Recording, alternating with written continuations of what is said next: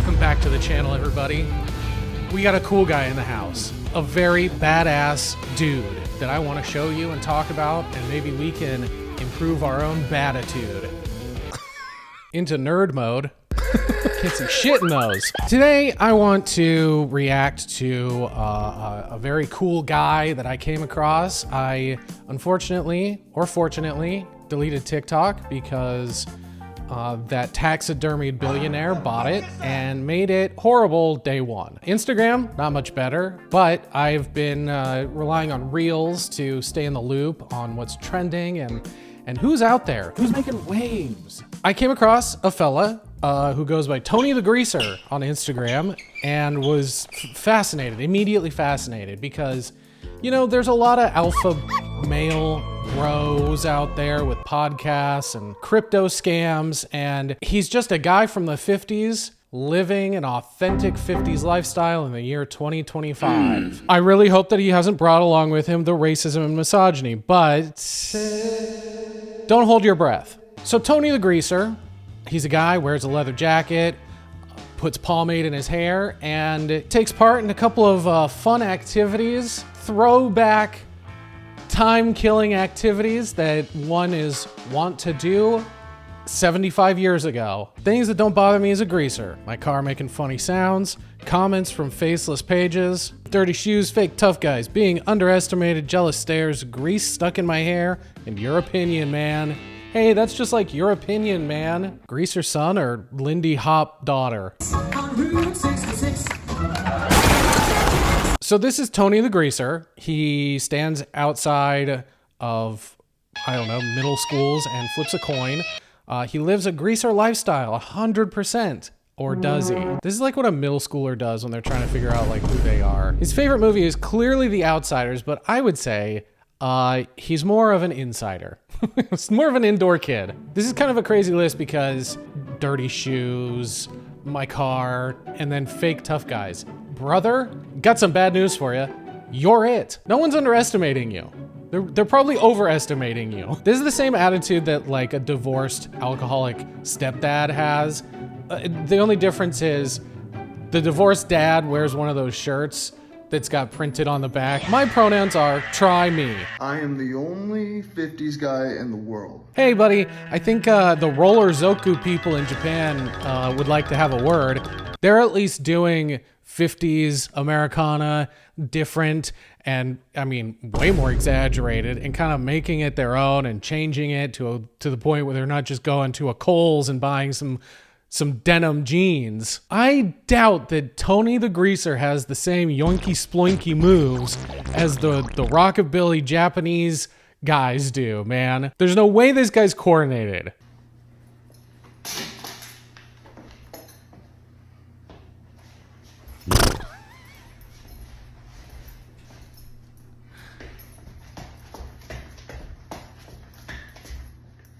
Oh my God, bro. And what is with this wall decor? Did he buy all this shit from a fucking 50s themed diner that closed down? We got James Dean, his Instagram award, because of course. T-Bird, what is that even from? It looks like it's cut out of a bigger poster. Collage, and then a genuine Ford used parts. Hey, Tone, little Dan's beating the shit out of your wife lately. So there's a lot of those kinds of comments under all of Tony's posts. I don't know how he continues to keep posting with the amount of shit people give him about being racist and a wife beater.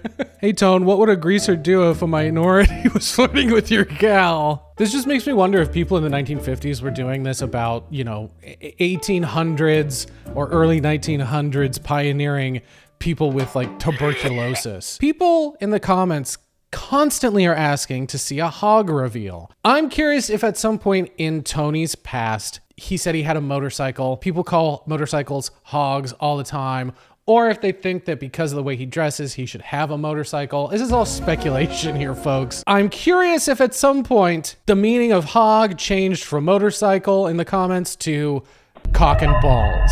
I'd say Tone about 5.5 inches, but the width of a soda can. Later on, there's a video I want to look at where somebody is also talking about Tony's style, And the comments are all filled with people talking about his hog and defending him. So I don't know where the bullying stops and the genuine love for this guy begins. Tony. What are you rebelling against? Yeah, what are you rebelling against, Tony? You rebel. Being the same as everybody else. Badass alert. Being the same as everybody else, but dressing like everybody did in the 1950s. You know, that kind of rebelling. Being the same as everybody else. And electric cars. Now get out of here, putz. Get out of here, putz, and go make me a fucking sandwich. I'm hungry. Why not go further? You know, why not rebel against unleaded gasoline or asbestos as an insulation material?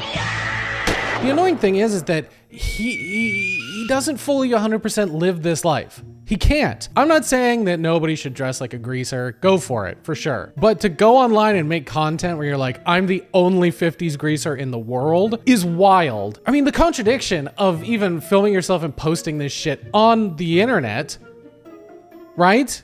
Do you see what I'm saying? It'd be one thing if he just dressed like this and didn't make it his whole online personality, but he's made it his whole entire online personality. Okay? Cool. So, I'm a rebel. I'm rebelling against modern conveniences and culture, and oh shit, I have to go to the strip mall, to the CVS strip mall to get, I don't know what he got, a battery. You cannot rebel with a fucking 3-foot long CVS receipt in your bag. Does he get a haircut at Supercuts too? Like, you poser. I work, she runs the home. Okay, so this is not rebellion. This you're defining, this is already, this is not rebellion. This is literally how the 50s were for white middle class families. I work, she runs the home. She brings me dinner.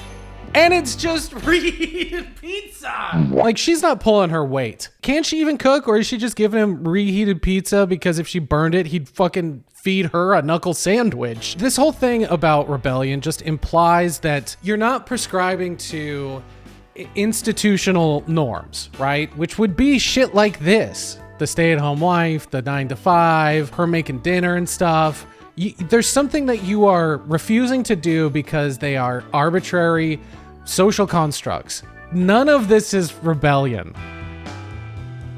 Oh my God.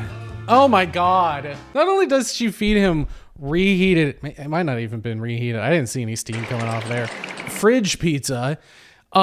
She takes off his shoes and then they unwind by reading the biggest Bible. Is it full of pictures? Is that why it's so big? Also, how is religion rebellion? Bro, what is up? See, look at all this. The Hogwatch is on. Tone, what do you think of segregation? What's up, cats and chicks? Did you know that the average third grader who gets all F's or D's in third grade will automatically probably get still moved up to fourth grade? Did you know that around 40% of the US population can barely read at a high school level? Including myself. Just so you know, the world is a complete joke right now, and you can do whatever the hell you want at this point, okay? What do you mean by that? The second you start owning who you are and doing what you want to do, everything else will fall in line, and the people who you want in your life will definitely show up. Definitely not even actually on the phone. Okay, so what the fuck is he saying here? Yeah, reading levels are down. Yeah, college kids can't write. With the whole 50s cosplay, it feels like he's saying, or at least suggesting, that's because of some kind of moral or cultural decay, and that individuality or individualism is the only important thing that's left. Fuck communities and school and trying to help these people that maybe the institutions have failed for reasons of, you know, lack of accountability or funding or racism. Yeah, just don't go anymore. Are you doing anything to fix this besides just like giving everybody a pep talk and being like, see what I did? I became myself. If you don't think people have gotten a lot stupider over the last 70 or 80 years, you need to see this. So I'm working on my T-bird. Is he drunk 70 or 80 years? If you don't think people have gotten stupider over the last 70 or 80 years, listen up. So I'm working on my T-bird right now, and if you go through an older car manual, you'll see a lot of things. One, they expected you to do your own maintenance and your own lubrication of the vehicle. If you look at a newer car's manual, or even something from, like, let's say just 10 years ago, flip through randomly, It'll teach you how to wear a seatbelt. And this guy unintentionally just proved his own point, that people have gotten stupider, and it's him. You want to know why there's a seatbelt how-to guide in this fucking car manual? It's because of laws and regulations.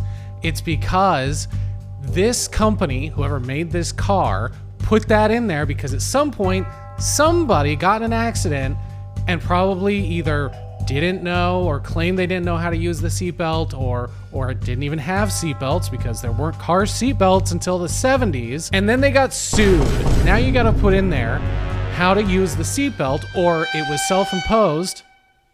It was self-imposed by themselves to be like, we're going to put how to use a seatbelt in our car manual so that nobody can sue us again in the future and claim that they don't know how a seatbelt works. That's why it's in there, you fucking dipshit. So yes, people are stupider and they're you. One of the first videos I saw was just him kind of talking about his clothes, which we'll get into, but then I saw somebody else reacting to his outfit, which made me be like, you know, I've worked in fashion and retail and menswear for many, many years. I have extensive knowledge and understanding about fashion and manufacturing and these types of clothes that he's wearing. When I first saw it, I was like, hey, I know that jacket. I've sold that jacket to countless people over the years. And also I have an understanding of things like denim. I just find that aspect of this being this 100% I'm the only greaser in the world to, again, not be fully living up to those standards that you've set for yourself by buying cheap knockoff crap clothing, with the exception of the jacket. The jacket's okay, but everything else literally looks like he thrifted it out of a Ross dress for less. Simply buying the clothes is not how you dress an era. Every era starts with proportions. Rise, length, balance. Get that right, and the rest follows. And this is why this is straight up, it's just cosplay. It's nothing else. He's putting on the clothes that represent the era and that aesthetic, but they are nowhere near the right, like he said, proportion or fit. They're also nowhere near the right material for most of these. Let's go through and do a little critique of his personal style.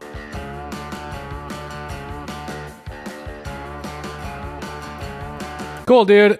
Who is this for? Who is legitimately watching this and being like, fuck yeah? Secondly, these jeans are crap. They're not selvage, which for anybody that doesn't know what selvage is, typically on the outside of the hem here, you will see 2 white lines, and then inside that there's usually 2 red lines. It just means that that's the edge of the loom. So selvage denim is made on narrower looms. So in order to use all of it, they use all the way up to the edge. They're not cutting patterns out of the center and creating a bunch of waste because there's not a bunch of the fabric to use. Back in the 1950s, the majority of jeans were selvage because we hadn't created giant, massive looms to create, you know, several yards of fabric, which just goes back to the whole thing about like, you can't go around claiming that you're living a 100% 50s lifestyle and not at the bare minimum find a decent pair of fucking denim. That's like the number one, maybe number two, top 2 things that you need in order to complete this outfit. Leather jacket, selvage denim. If you're getting either of those wrong, the whole fucking facade falls apart. All right, so what are these jeans? They are Wranglers, okay? Now take a note of the color because we're gonna do a little Googling. I am fairly certain that they are these jeans. So if you look at the back, same W, same rivets. Or wait, does it have the pocket, the leather pocket? Oh no, it doesn't. These might even be cheaper Wranglers then. Hang on, where are those Wranglers from? Not those, not those. Is it these? No, no, no. Dude, okay, I don't actually know which pair of Wranglers these are. They are Wranglers, you can see the W, but there's no patch, so I wonder if he took the patch off. These don't have a patch, but they're the wrong color.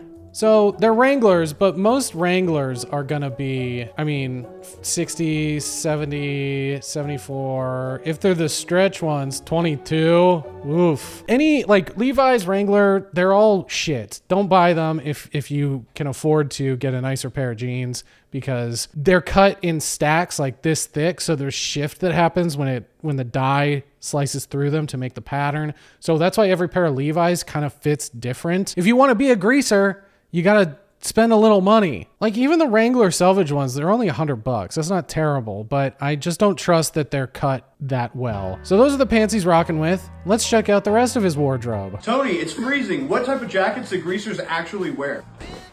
So this is a Levi's Type 1 denim jacket. It was one of the first that they... So he's right, this is a Levi's Type 1. The problem is, it's a modern Levi's Type 1 because he has hemmed the bottom and hemmed it wrong. And I know that he hemmed it because he did a video where he takes it to get hemmed, and you can see what it used to be. It used to be a buckle back, which is traditional. It's too long though. It's probably like 27 inch. I don't know how tall he is, but they're all like 26 inches and longer, which most of these Type 1s back in the day were like 23, 24, 25 inches. He shows him he wants it to get hemmed and where he wants to do it so that it just falls right below his belt line. But you can see that there is like an 1.5 or 2 inch hem around the bottom, which kind of completes the look of the jacket. Similar to the cuffs on your sleeves, you've got a hem that's, I mean, the cuff on the sleeve is probably like 3 inches, but it feels completed. Without that,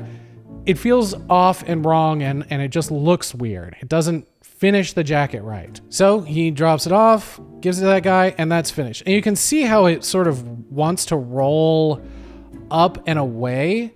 That's also what that like 2 inch hem is for, to keep it laying flat against your body. So it doesn't want to do that. Like if you take a t-shirt and you just cut a t-shirt at the bottom, it starts to roll up.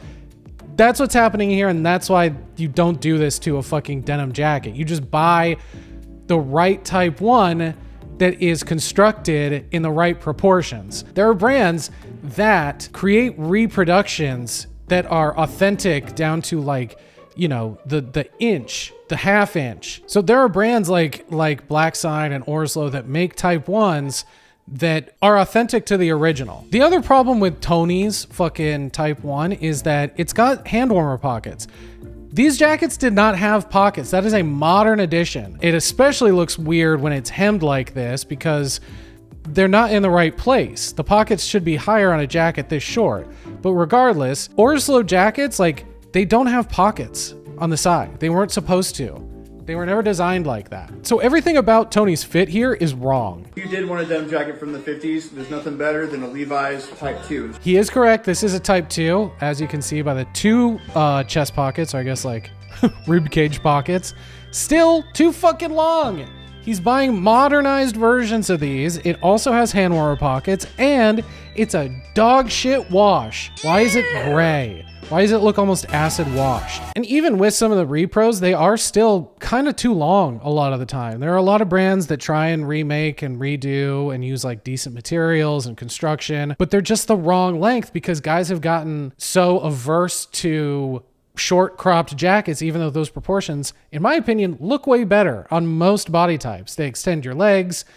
They make, you know, you kind of end up with like a V shape in your shoulders, which like as a guy, that's kind of the shape you're going for. The longer the jacket gets, the more you start to get like, it starts to accentuate your hips too much. But these types of jackets in that like 26, 27 length, they just look fucking weird.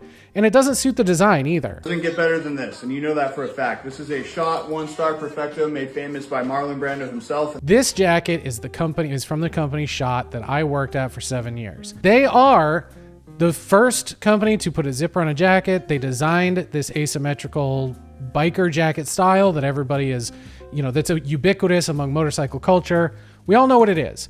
The problem is there are companies that do these better now. And Schott makes a shitload of different versions of these, and they're not all created equal. I'm pretty sure the one he is wearing from other videos, it is the 118, which is not, again, the original cut of the jacket. Even the most original Schott Perfecto jacket, the 618, is still not, it's been updated over the years as well. What he is wearing, I think, is the 118. It is a longer, fuller cut, and I'm pretty sure it's a 118 because the belt on this one is really long. The only other one that had a belt this long that was made out of this same leather was the 613 S, and that was like a hybrid style. I don't know why he got a longer jacket when he's hemming other long jackets to be shorter. He should have got the 618. That's what I would have sold him. Another brand that, again, I think does these better is Buco. They make a J24. I think it was like the 50s that their version came out. They're a little pricier by probably $1,000 or so, but they make them in, they don't make as many as Schott does. So it kind of justifies the price.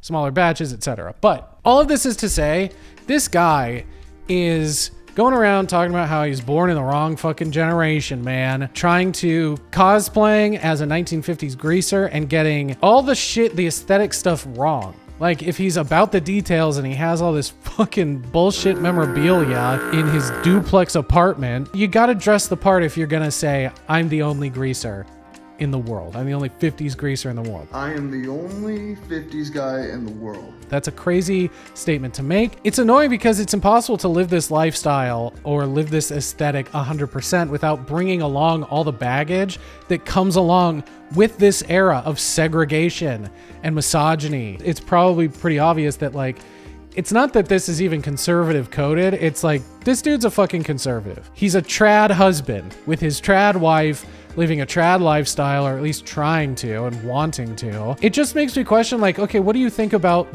I know I made a joke about it earlier, but what do you think about mixed race couples, dude?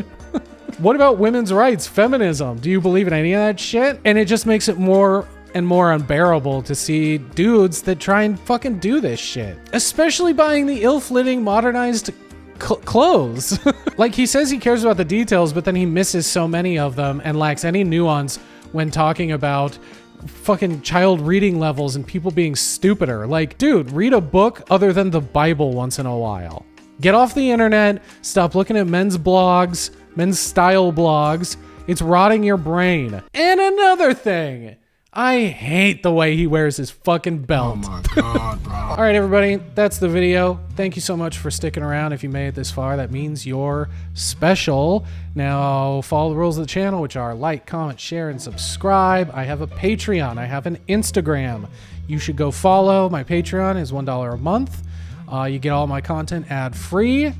And I have a podcast, too, Visual Learner, that you can go submit questions to and advice. And hey, send me some more of these badass dudes. Send me some more of these real cool guys that flip coins and ignore racial segregation. I'd love to pick them apart and make fun of the way they dress. Until next time, vanish, you cool cats.